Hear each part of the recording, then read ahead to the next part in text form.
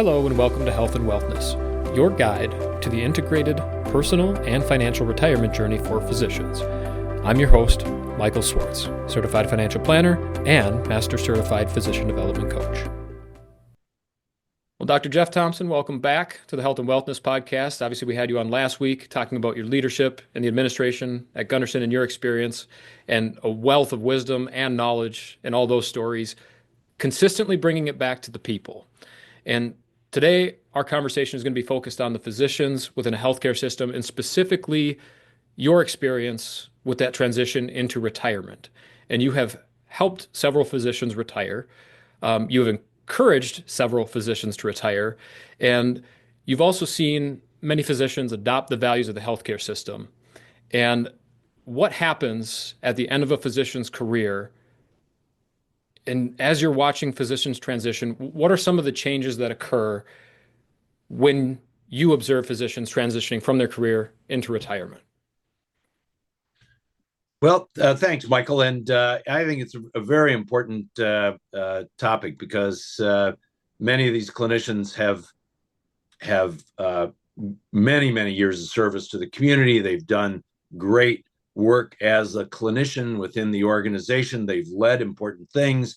They have taken care of hundreds, thousands of patients over the years, and it is often a group with a large amount of talent and a large amount of energy.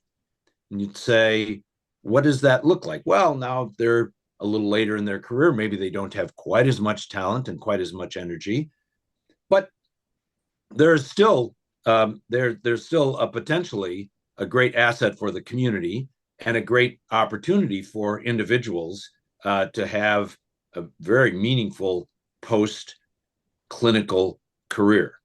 So I guess one of the things coming right out of the gate is that this is really as varied as the clinicians themselves. Some clinicians that I've worked with have been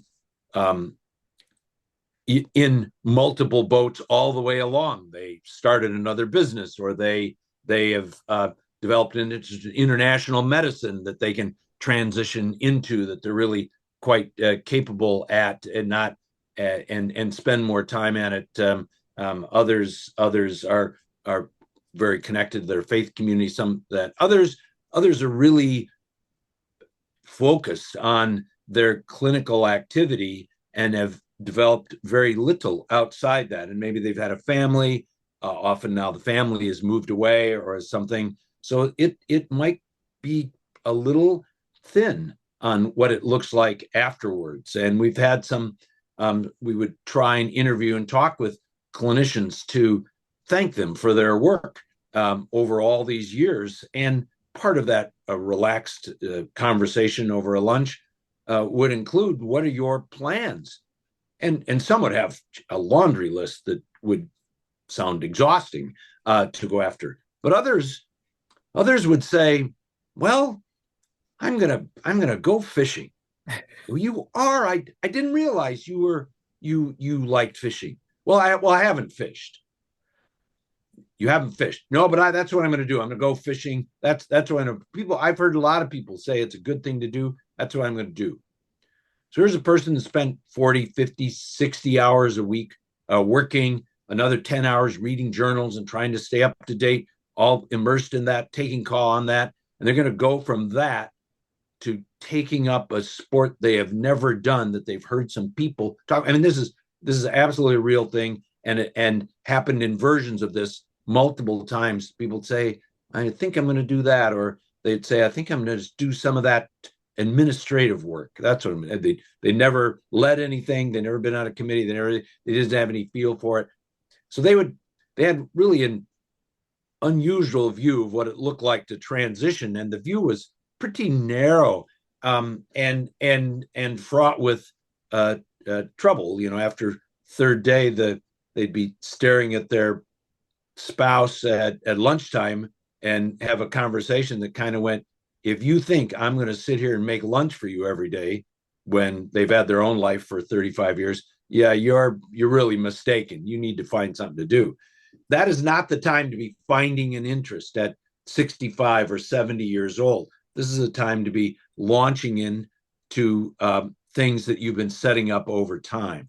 So my experience with it is that it's really variable, but there's an awful lot of folks with a lot of talent and a lot of capabilities who showed an enormous amount of caring, who underplanned this transition. And it's not a switch, it's not an overnight thing. These are very important transitions, and to get it right is going to take it's going to take a ramping up, a roadway. And so I very often we would see people that had spent not much time on the roadway up. Absolutely. And I love that you mentioned that roadmap, that launching pad, and the fact that it's truly a runway. It's an acceleration. Right. And for physicians who are solely or predominantly focused on their career, developing not just the financial retirement plan, right? As a CFP, I'm totally aware that people know they should have a financial plan for retirement. But really, a lot of our conversations have centered around that personal retirement plan that should be started while you are retiring, while you are still working, not retiring on the job. You were very clear about that, especially from the Yes. CEO's perspective. But rather than, senioritis and reaching the end of the career and maybe being not quite as quick, not quite as sharp, having a personal retirement plan that starts maybe 2 to 10 years ahead of a retirement date so that you don't just have something you're retiring from. I've seen so many physicians who are stressed out with the pace of patient care. Maybe it's they're hoping to, get out of the stressors of the job or get rid of the call, and they have so many things they're happy to leave behind, and they have plenty to retire from. But the question becomes then, what are they retiring to? And fishing is not a personal retirement plan. Yeah. Well, and this is no different, and it shouldn't be that hard a transition, but it is a hard transition, or a new concept, because it's no different when you're counseling clinicians mid-career and they're not liking where they're at. Maybe I'll go this place because they offer a lot of money or they offer something, and you have to separate out what are you going away from, and are you just going away from something, or you're really going to something. I got an offer, they're going to do this, they're providing these kinds of things, I'm going to get to do this kind of care, it's a better fit. Well, then maybe it's a better fit. That's to something. It's within careers, in personal relationships, our children, as they come through their teens and 20s, they get angry and they go away from something, but that doesn't mean you ought to just end up with anybody. You need to go to something. It's the to something. And I think the important part in your description there might take 2 or 10 years. Yeah, I'm all into that, and the longer the better. I think it is not an overnight activity. It's not maybe I'm going to learn Spanish and be a tour guide. Well, you might be able to do that at the day you retire, but usually that takes going to Spain a number of times or going to South and Central America and then taking language lessons over 3 or 5 years and immersing yourself for months so your language is good enough so you can really help people find a way. It's a longer period with a better plan, and you're going to something, not just from a former career. And I want to dive into that too, because the passion that you talk about, learning Spanish and being a tour guide, that may have been a childhood dream or a teenage dream that got put on hold for the trajectory of a career in healthcare. Right. And so Right. whether it was high school, undergraduate, graduate, doctorate, residency, fellowship, career, several dreams indisputably have been set aside that can be rekindled, but it's going to take a bit of mining and a bit of work to dig past the calluses and the sediment that's accumulated over the course of 30 to 40 years to bring back some of these passion projects that we get to revisit at retirement and to try and begin that mining process and excavation process after your final day of your career just creates a gap. Yeah, it's not that it can't be done, and people put it off and say, "Oh, I'll have all this time." And sometimes they do have the time, but sometimes the motivation isn't there, the speed of learning isn't there. And another thing that's very important, that I just want to make sure we get in here, is that the connections aren't there. Mm-hmm. And that is, the people connections are so important.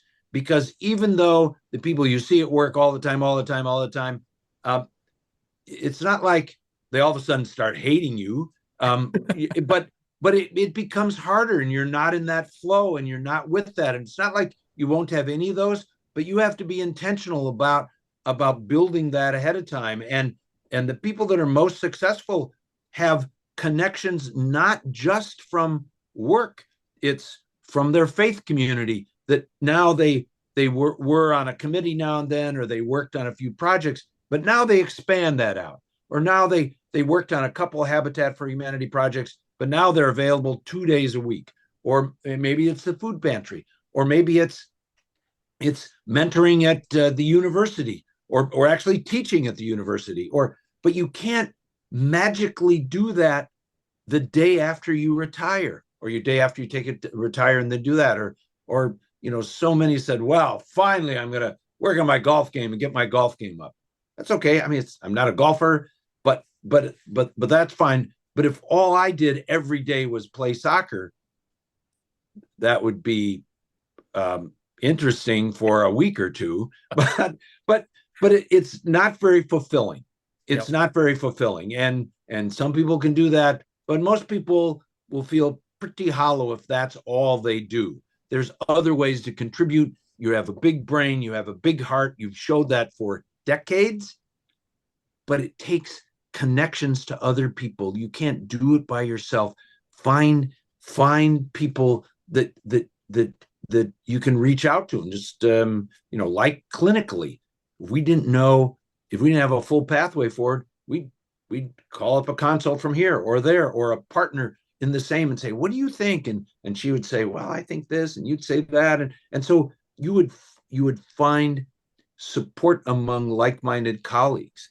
So that over these years ahead of time, start developing and try something out. So go fishing, try the fishing out, see if it works. Maybe you'll become an avid fisherman. Maybe you'll love fishing, and maybe you'll want to teach young kids how to fish, or you'll guide old people fishing. I mean, or not, or you'll find out it's a Yeah. disaster and you hate it, and that's okay.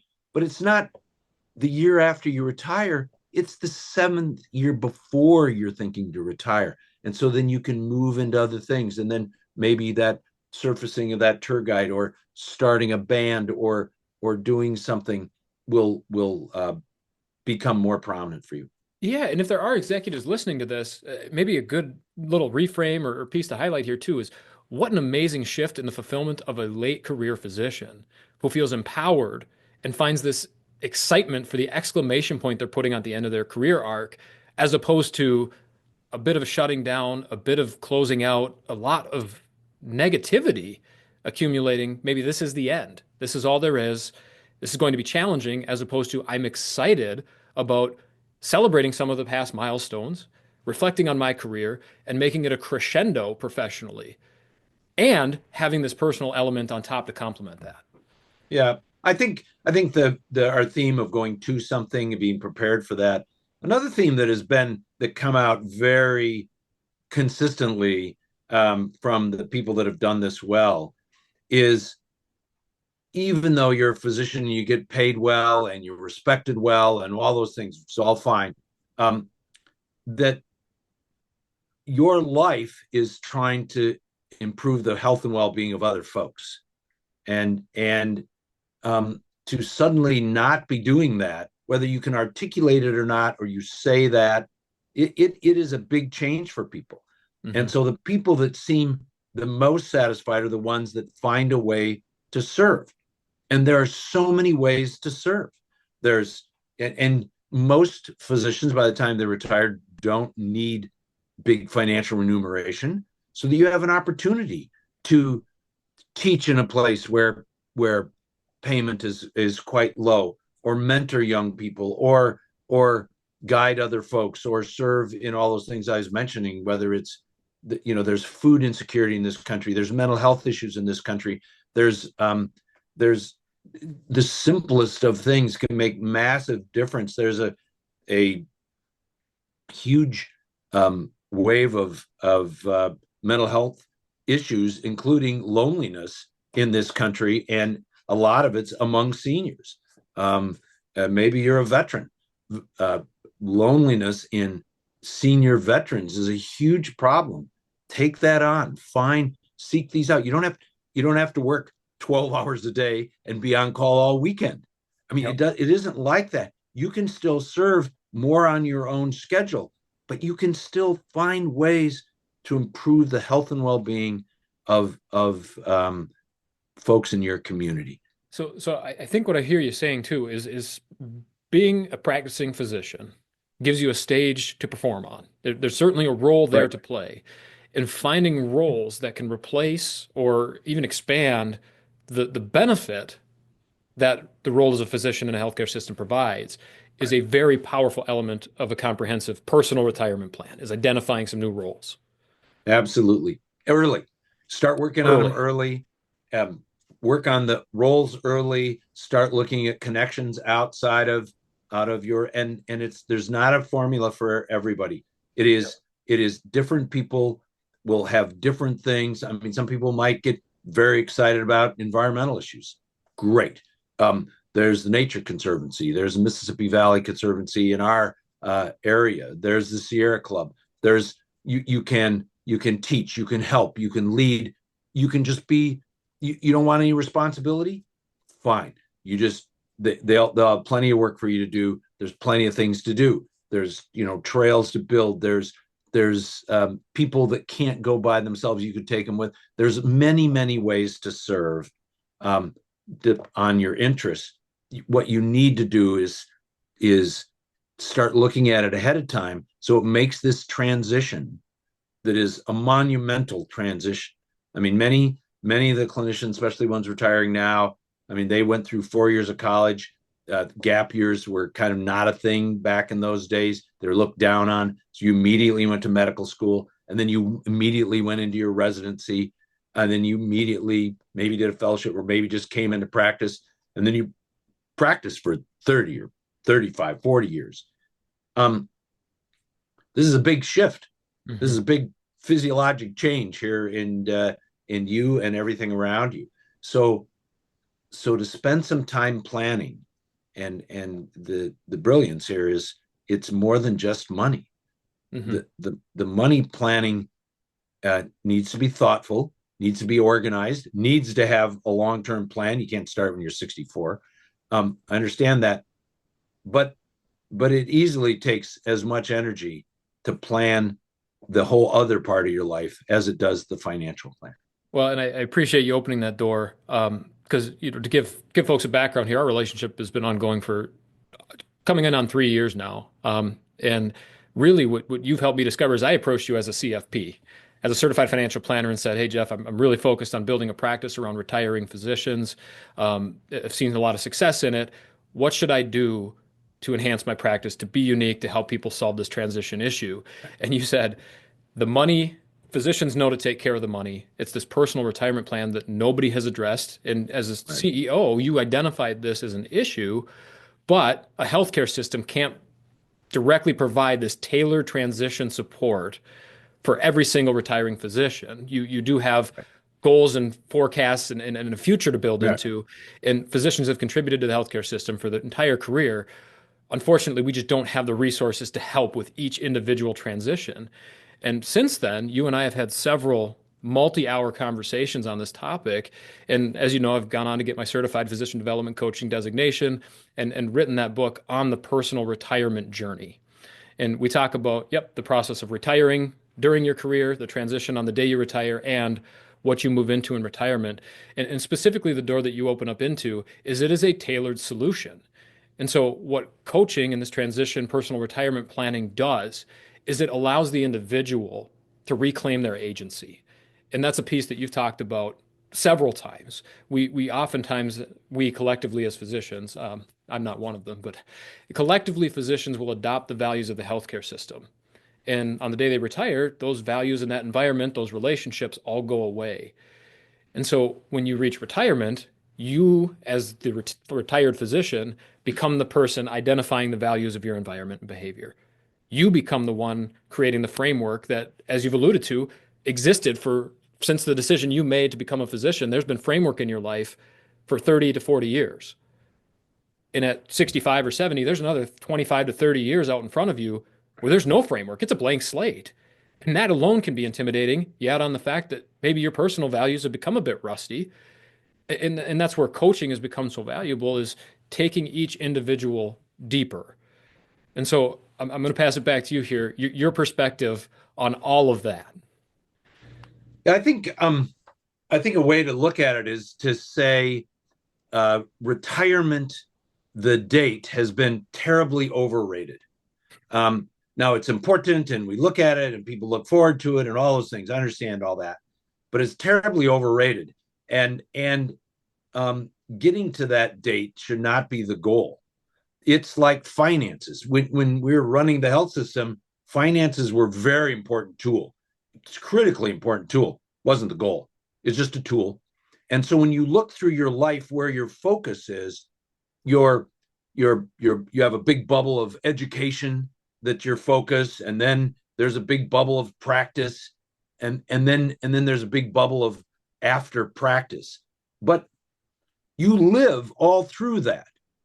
So when you're in education, you still might take, a camping trip or do something. When you're practicing, you're raising children, you're doing other things. It's not the only bubble going on there. And for the people that end up the happiest, your practice, your personal finances, your family, there's some balance in there. Mm-hmm. As you move towards not practicing anymore, as you get there, what you want, your financial bubble's pretty stable most of the time by then. Not always, but most of the time. At least better than when you were in college and medical school. But your personal bubble is always changing. Maybe you have grandchildren, maybe you don't. Maybe you have a partner, maybe you don't. But there's that personal bubble, and that bubble has to be there and attended to, so that when the clinical bubble goes away on the day of retirement, you're still living your life. Your finances don't define your life. Every clinician listening to this, anybody listening, will know people that are enormously wealthy. They're terribly unhappy. Yeah. Just because you have money to be comfortable when you retire doesn't mean you're going to be happy. You might be miserable and purposeless. And so I think you use finances as a tool and work as a part of your life, but it's not the only part of your life. It is a part of life. Life has to be a transcendent thing over school, practice, post-practice. And so that's what we're working on. We're pulling that golden thread back out, that common theme over the arc of a lifetime, not just up to the end of the career. And that terminal nature of retirement, as you pointed out, is a focal point for many people. And we're totally revisiting that and hoping to pull that perspective out. And when we dive into that personal bubble in coaching, we have 12 domains. It might be relational, familial, that financial is one of 12, right? Environmental. And so you look at your physical health, your mental health, and people are able to raise their hands on the ones that they're important to them and lower their hands on certain elements of their life that may not be as important or relevant. Exactly. And it takes that tailored approach to have these 12 domains. Which ones do I want to increase in retirement? Which ones am I okay decreasing? Vocational is one that most people decrease in retirement, right? But don't completely eliminate. They might be at a 9 out of 10, and they're looking forward to being more in balance, as you talked about the balance piece, at a 5 or a 4. And guess what? You get to write that story. You get to be the author of that. But just like education, and I want to bring it back here to our first conversation. You talked about how the leaders in your healthcare system were calling and asking other individuals, the experts who are doing it well, right. What are you doing right and what's working? But that only could happen if they had a very, very deep foundation of personal experience and education on a topic. Right. And I think what many retired physicians that I've observed, they're reaching out to other people asking for their help in this retirement transition without doing the personal education and introspection first. There is no deep foundation of self. And that's where coaching comes in and says, let's identify those 12 domains. Let's identify what we're retiring from and what we're retiring to. Let's identify our personal values to start getting some framework to write this narrative, and then take a perspective on the full 10 years leading up to and after retirement, that retirement date. And let's expand this out to a personal development story. that we define for ourselves individually. And then we can reach out to other people and ask for that icing on the cake, that curation of skills and behavior, Yes, instead of leaning on other people to solve our problems for us. exactly. Yeah, you smooth out the whole curve instead of a cliff like you have in your diagrams. It turns out to be it's a retirement transition. And of course, you people are happy not to take call and are happy to not have the grind through 40 or 60 hours a week. But um, it becomes a transition rather than a cliff when you start working ahead of time. You build these other pieces. You find out what works and what doesn't work, and then invest in the things that really seem to fit with you. You get positive feedback and saying, well, Mm. this isn't exactly like going to the operating room or the delivery room or the clinic, but it's still a good feeling to teach these young people or mentor these folks or deliver meals to people that are really hungry, or solve a community problem by being on the county board or those kinds of things. There are opportunities, and if you start ahead of time, it gives you not only knowledge but confidence Yeah. that this can be an important part of who you are and how you contribute, and that's how we feel connected. And then you start meeting other people. Then you have those core people that you have a big black straight highway line to, that are always going to be a part of it. But it's important to have another set of folks that you connect with, you learn from, that teach you, that invite you to the symphony, even though you haven't gone to that on a regular basis, or I had a friend I played soccer with, took me to a racetrack. It's the first race car driving event I ever saw in my life. I'm not going to go every week, but it was an interesting experience. And expand you, and it spreads you out a little bit. So I think that's really important. And you touch on a topic here, and I think we can really close on this. I think because it's a really strong point to land on, is there's a concept. It's called explore versus exploit. And in our early years, whether in any experience, we're doing a lot of exploring and curiosity and curating of our experiences. And over time, we start to refine what we enjoy, and the exploration declines while the exploitation increases. We find the things we like to exploit for our own joy. And I wish there was a better word that they used, but Yeah. I think it was enunciation on the E's. And so over time, our exploration goes down, but the exploitation and learned behaviors tends to become a fairly consistent process. And what happens is at the end of the career, it's mostly familiar. And so you talk a lot about reigniting that exploration, that trial and Yes. error, and having some ability to laugh at ourselves, some fallibility to say, I'm going to Right. try some things and go to the racetrack, and it might not be for me, but Yes. God darn it, I'm going to try it. Yeah. And people, you've already been successful in lots of things. You're successful in education, successful taking care of patients, you're successful in this career. All those things are success. If you try to go fishing and it doesn't work, that doesn't take away from any of the other stuff. You're still great at all that other things. So take the advantage to explore, and you can still enjoy all those other things you've been doing the rest of your life, but exploring is an advantage. New people, new activities, and with very little risk, because Yeah, you've already established yourself. So don't get nervous about that. Just launch out and try it. awesome. And you mentioned a very operative word there too, defining success in retirement. And I would ask you maybe two questions. First, do you feel like you're living out a successful retirement? And B, how do you define success? Because you've brought it home to the people so many times in your leadership role and in retirement. I guess, are you having a successful retirement in your own opinion? And how do you define that success for yourself? Yeah, well, my wife was on here. She would, when people ask, "Are you retired?" and I say yes, and she says, "Not very much, but you still live in La Crosse." And she says, I say yes, and she says, "Not very often." So she might argue a little bit about the sharp edge of retirement, because I still do lots of things. Yeah, my transition has gone well. I mean, I backed off from something I loved, taking care of patients, and something I loved, being the CEO, and spent time mentoring within the organization and writing a book and being our external voice, other things that I really enjoyed.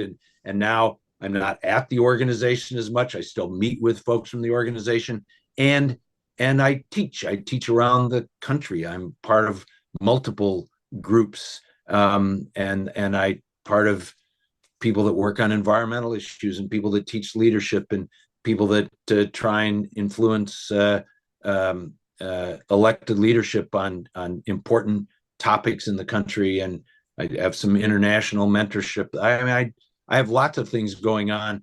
I have a family. I have 5 grandchildren that are important to know who their papa is, and that's important to me. And my wife and I have been married 46 years and enjoy going on adventures and doing things. So for me, it is, continue to have strong relationships, continue to serve the greater good, continue to explore the world and learn. So for me, that has been successful. For other people, I would say success is going to be staying mentally, physically, and socially active so that you find ways to not only use your talents and abilities that you've developed over all these years, but use them in a way that helps you feel good about your life now that you're not practicing. And I will argue that the best way to do that is to find a way to serve. You've spent your life serving, find a way to serve, not 57 hours a week, but find a way to serve in the myriad of opportunities out there for you. Find a way to serve your family, your community, your faith community, the environmental community. You can find a way to serve, and you can carve out a transition for you that is healthy for you and those that you love for the long term. Yeah, those various domains, those various roles, those values aligned purpose. And they are out there. And I think I heard you say multiple times, we could spend 6 hours on a podcast making a list of all the things you could do. Right. And it's curating them and finding that positive feedback loop. Exactly. Excellent. Well, with that, Jeff, thank you for the wealth of knowledge and wisdom that you've offered on this podcast. I look forward to having you back. I'll be happy to do that. Always nice talking to you, Michael. All right. Thank you. Bye-bye. Thank you for listening to this week's episode of the Health and Wellness Podcast. As always, I'm your host, Michael Swartz, Certified Financial Planner and Master Certified Physician Development Coach. If you're looking for additional resources for integrated physician retirement planning, please visit healthandwellness.com.